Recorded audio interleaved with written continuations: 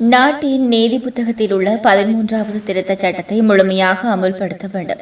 எமது கடல் வளங்களை கொள்ளையிடப்படுகின்றதை தடுக்கும் வகையில் நிரந்தர தீர்வை பெற்றுக் கொடுக்க உள்ளேன் என எதிர்க்கட்சித் தலைவர் சஜித் பிரேமதாச தெரிவித்துள்ளார். மன்னார் மாவட்டத்தில் பல்வேறு நிகழ்வுகளில் கலந்து கொள்ளும் வகையில் இன்றைய தினம் திங்கட்கிழமை காலை எதிர்க்கட்சித் தலைவர் சஜித் பிரேமதாச மன்னாருக்கான விஜயம் ஒன்றை மேற்கொண்டார்.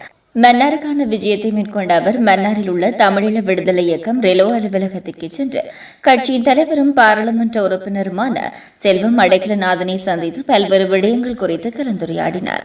கலந்துரையாடல் தொடர்ந்த ஊடகங்களுக்கு கருத்து தெரிவிக்கையிலேயே அவர் இவ்வாறு தெரிவித்தார். அவர் மேலும் தெரிவிக்கையில், மன்னாரின் அபிவிருத்திக்காக மீண்டும் ஒரு முறை மன்னார் மாவட்டத்துக்கு வருகை தந்துள்ளேன். வடக்கு மக்கள் எதிர்நோக்கும் பிரச்சினைகளுக்கு ஒரு தீர்வு வழங்குவது எனது நோக்கமாக உள்ளது. மேலும் முக்கியமாக நாட்டின் நீதி புத்தகத்தில் உள்ள 13வது திருத்தச் சட்டத்தை முழுமையாக அமல்படுத்துவேன். மேலும் மன்னார் மாவட்டத்தில் உள்ள மீனவர்களின் பிரச்சினையை தீர்த்து அவர்களுக்கு நிரந்தர தீர்வை பெற்றுக் கொடுக்க உள்ளேன். எமது கடல் வளங்கள் கொள்ளையிடப்படுகின்றதை தடுக்கும் வகையில் நிரந்தர தீர்வை பெற்றுக் கொடுக்க உள்ளேன். வடக்கு மக்களின் அரசியல் உரிமை, சமூக உரிமை, பொருளாதார உரிமை, மனித உரிமைகள் உட்பட அனைத்து உரிமைகளையும் பாதுகாக்கும் வகையில் செயல் திட்டம் ஒன்றை முன்னெடுக்க உள்ளேன். இன மத வேறுபாடுகளுக்கு அப்பால் ஒரு தாய்ப்பிள்ளைகள் போல எமது பிரச்சினைகளுக்கு தீர்வு கண்டு இந்த நாட்டை அடுத்த கட்டத்திற்கு கொண்டு செல்ல உள்ளேன்.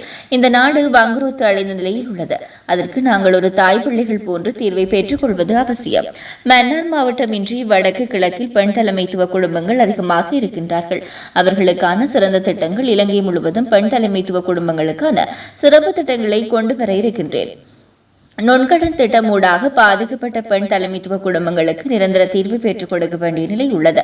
மேலும் வடக்கு கிழக்கில் காணாமல் ஆக்கப்பட்டவர்களின் குடும்பங்களுக்கு அவர்களை மையப்படுத்திய நிரந்தர தீர்வை பெற்றுக் கொடுக்க எண்ணியுள்ளேன். மீனவர்களின் பிரச்சினைக்கு ராஜதந்திர ரீதியில் தீர்வுகளை பெற்றுக் கொடுக்க எண்ணியுள்ளதோடு அதை வடக்கு கிழக்கை மையப்படுத்தி தீர்வை பெற்று தருவேன். மாகாண சபை முறைமையை வலுப்படுத்தி அதை நிச்சயமாக பாதுகாக்க நடவடிக்கைகளை முன்னெடுப்பதோடு மக்களின் எதிர்பார்ப்புகளுக்கு அமைய வேலை திட்டங்கள் முன்னெடுக்கப்படும். மறைந்த எனது தந்தையார் ரணசிங்க பிரேமதாஸ் அவர்கள் மாகாண சபையை இல்லாதொழிப்பதற்கு ஒருபோதும் முயற்சிக்கவில்லை. அதேபோன்று மாகாண சபை கட்டமைப்பை பாதுகாக்கவும் முயற்சிகள் மேற்கொள்வேன் என அவர் மேலும் தெரிவித்தார்.